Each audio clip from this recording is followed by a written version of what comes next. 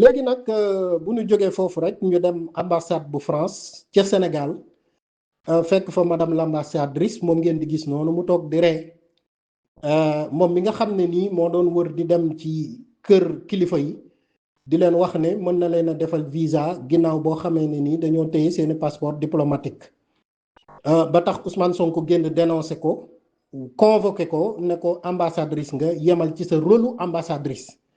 bul def ingérence maanaam may ñu la nga dugg ci réew mi di dugg ci wàllum politique bu Sénégal recadré ko maanaam ngir yemale ko place am loolu jamono bi mu nekkee premier ministre la gis ngeen li mu ci wax yépp on va pas y revenir mais fi ñu jëm rek mooy lii bett ñu parce que yàgg naa leen a wax ne li xew Sénégal France moo ko def te tey bu ngeen gisee ambassadrice bu France am sañ-sañu dugg ci biir dëkk bi di am ñu muy waxal ne da leen di may visa ginnaaw bu ñu téyee seeni passeport diplomatique ça veut dire loolu la ñuy tuddee ingérence Ousmane Sonko sax dem na ba yegg ci ne ko est-ce que xalaat nga ambassadeur bu Sénégal bi nekk France dem ci ay français naan leen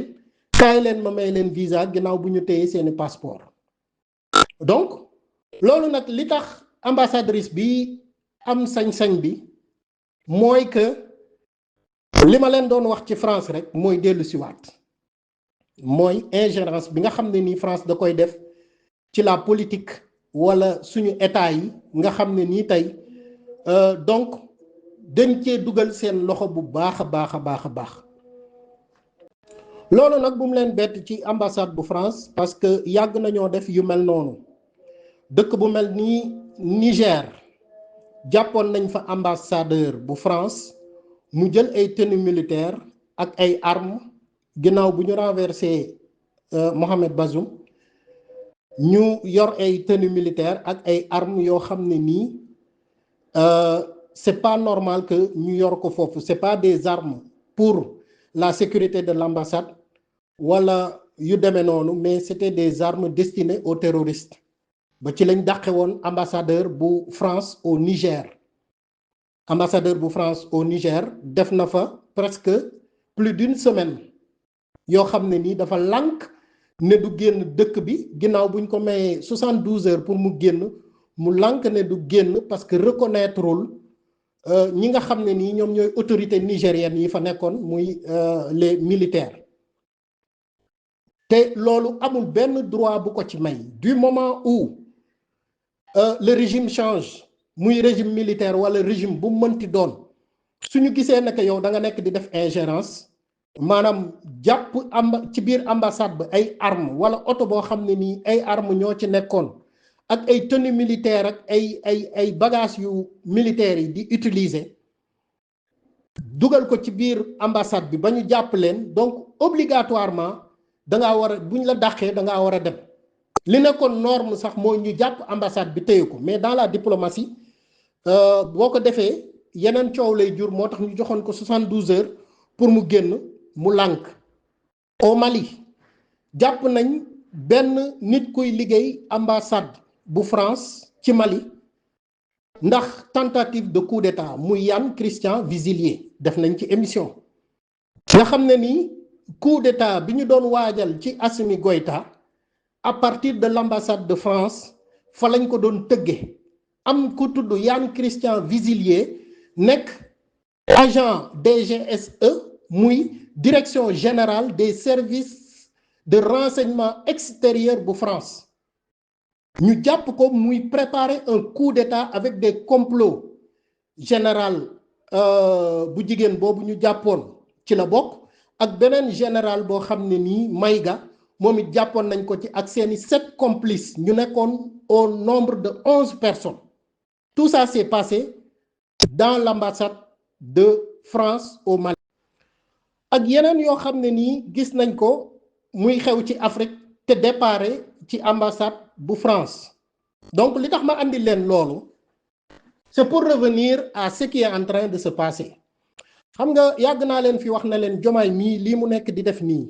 du Mimi Touré du Abdourahmane Diouf du moom Diomaye en personne c'est la France jour bi mu demee def visite France ba dellu si ci la Diomaye commencé di changer te tey jii la personne qui dérange au Sénégal c'est Ousmane Sonko bu ambassade bu France demee bay impliqué wu ci problème passeport diplomatique au Sénégal ça veut dire que y a la main de la France dedans parce que moom mooy le représentant diplomatique de la France bi ko Ousmane Sonko jàppee muy def loolu automatiquement dañ ko waroon a dàq génn ko réew parce que pour moins que ça dàq nañ un ambassadeur d'un pays africain en France muy l'ambassadeur bi fa nekkoon ci jamonoy IBK dafa demoon ci ndaje mu sénateur yi doon daje en France ñu poser que question par rapport ak li nga xam ne nii mooy l'intervention Barkhane mu ne moom kat li mu gis mooy que militaires yi nekk ci mission boobu di Barkhane muy les militaires yi nekkoon Mali di xeex terrorisme bi la mu gis mooy c'est des militaires yu tatoué seen yaram yi nekk di dem ci baar yi ak boîte de nuit yi di tëddee xale yu jigéen ñi loolu nag rafetul ci deru France loolu dala wax gouvernement France dàq ko ba pare convoquer le ministre des affaires étrangères ba fi newoon mu nekkoon Thiébaléni Dramé ñu convoqué ko sur le champ mu jël avion dem France ba mu fa demee avion bi mu duggoon dem pour des consultations en France avion boobu moo àndaale woon ambassadeur bu France bi nekk ambassadeur bu Mali bi nekkoon France donc tey li Ousmane Sonko waroon a def automatiquement c'est de renvoyer c'est l'ambassadrice de la France bi nga xam ne nii moo nekk Sénégal pour montrer à la France que l'ingérence bi ngeen di def nii du ma ko nangu ce n'était pas juste des consultations mais elle n'a pas le droit de s'initier dans les affaires diplomatiques du Sénégal am na nag droit toog ci biir ambassade am ku ñëw ñaan visa mu may la mais amul droit génn di consulter des gens pour montrer que c'est Ousmane Sonko moo bloqué les passeports diplomatiques léegi nag li ci Ousmane Sonko war a comprendre mooy le principal ennemi de Ousmane Sonko c'est la France c'est la France qui est derrière Diomaye dans tout ce qu'il est en train de faire parce que bu France dugalul woon loxoom ci problème mu diggante Sonko ak Diomaye réeroo du ci am ku ma andil kaamil mën naa ko waat ci alxuraan këne bu duloon France Diomaye ak Sonko du ñu am ay problème mais li tax ñu am problème bokk na ci renégociation contrat yii nga xam ne nii moom la Ousmane Sonko di def te boo déggee France naan la nous protégeons nos intérêts c'est pas jëmmi français yi nekk au Sénégal mais les multinationaux les entreprises françaises les banques et consorts ñoom la France di nekk di protéger moo tax président bu ngeen gis mu ñëw France loolu mooy les intérêts qu'il protège bu demee beneen président bi ñëwaat aussi c'est les mêmes intérêts moom la nekk di protéger parce que ñëpp xam nañ ne que les citoyens français yi nekk dans les pays africains ils n'ont pas de problème dans leur pays dans les pays yi ñu nekk même au Mali Burkina Niger les citoyens français yi fa nekk amuñu problème ak état bi amuñu problème ak la population mais ñi am problème ak état bi mooy les entreprises yi nga xam ne nii dañu nekk di exploiter les ressources wala banque yi nga xam ne nii ñoom ñoo nekk Sénégal te France moom leen te nga xam ne nii ñooy utiliser le franc CFA ñooñu ñooy intérêt France moom la France di défendre moo tax bëgguñu Ousmane Sonko arriver au pouvoir je sais pas si je me fais comprendre donc tey li war a Ousmane Sonko war a gën a comprendre mooy que ne Diomaye tànk yi mu taxaw du ci dellu ginnaaw projet bi mooy que Ousmane Sonko bu mu teg tànkam ci palais bi bu mu doon président loolu mooy le projet principal te France dina def le tout pour que loolu bañ a am quitte à ce que ñu déstabiliser le Sénégal wax naa ko fi plusieurs fois ba ne leen français yi bind nañ ci livre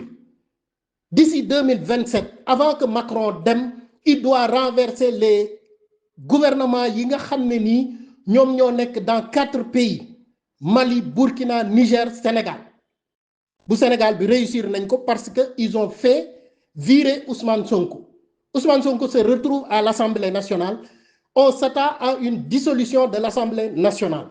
Et Diomaye bés bu dissoudre l'Assemblée nationale, il va pas organiser des élections législatives parce que xam na ne que du ko gagner. Bu loolu amee Ousmane Sonko va sortir se révolter pour dire que dañoo war a organiser élection dans 3 mois ci biir loolu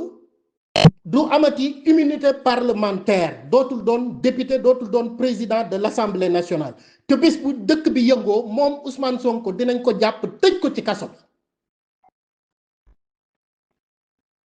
comprendre ngeen c'est ça qui est en train de se manigancer au Sénégal parce que Diomaye xam na ne 1000 fois bu ko dissoudre Assemblée nationale 1000 fois Ousmane Sonko day gagner la majorité à l'Assemblée nationale plus que li mu ko gagné woon.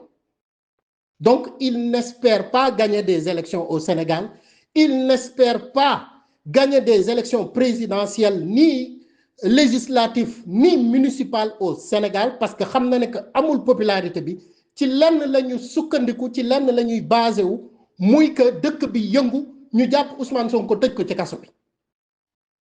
loolu moom mooy le projet loolu moom mooy le programme bi nga xam ne nii tey moom la France di dérouler donc Pastef ak Ousmane Sonko il faut être très vigilant parce que ce qui est sûr et certain dama leen ko waxee nañ dem ba décembre Diomaye dissoudre Assemblée nationale ñu teg ci 3 mois ndax di ngeen fa gis ay élections c'est ça qui est en train de se manigancer tey jii bu ngeen gisee Macky Sall ne day ñëw Sénégal mais qui est derrière Macky Sall diggante Diomaye ak Macky Sall kan moo fa ne c'est pas Umaro Sissoco Embalo c'est pas Adama Barrow ñoom ñaar ñooñu kan moo tax ñu yegsi au pouvoir du Macky Sall la Adama Barrow Dakar la prêter serment avant que l'armée sénégalaise sous couvert de la mission de la CEDEAO ne dañuy déloger kii di Yaya Jammeh donc Adama Barrow dafa am redevabilité ak ci Macky Sall pour arriver au pouvoir lan la fa dige woon nekk bu defee 3 mois wala 6 mois day bàyyi pouvoir bi organiser des élections dem Adama Barrow ñaata at la def ci pouvoir ana opposant bi fa gën a mag bi ko andi au pouvoir jàpp ko fi woon tëj vous pensez que kooku démocratie am na ci dëkkam kooku yaakaar ngeen ne il respecte les droits wala le jeu démocratique non Adama Umaro Sissoco Embalo Macky Sall moo tax mu yegsi au pouvoir bi mu demee ba xam ne que amul popularité il a dissolu l'Assemblée nationale jàpp Domingos Simões Pereira tëj ko ci kaso bi ñu dem ay élections législatives mu perdre ces élections mais dissoudre Assemblée nationale boobu encore ba pare bañ a organiser des élections législatives jàpp comme ni ma leen ko waxee Domingos Simões Pereira tëj ko ci kaso bi Fernando Dias ñëw doon candidat gagné ko à ces élections bi mu ko gagné mu def mu coup d'état boppam jël pouvoir bi jox ko militaire yi daw dem Sénégal Ousmane Sonko ne ko doo fi toog ci la jóge foofu dem Congo Brazzaville defe ngeen ne loolu dina ko baal Ousmane Sonko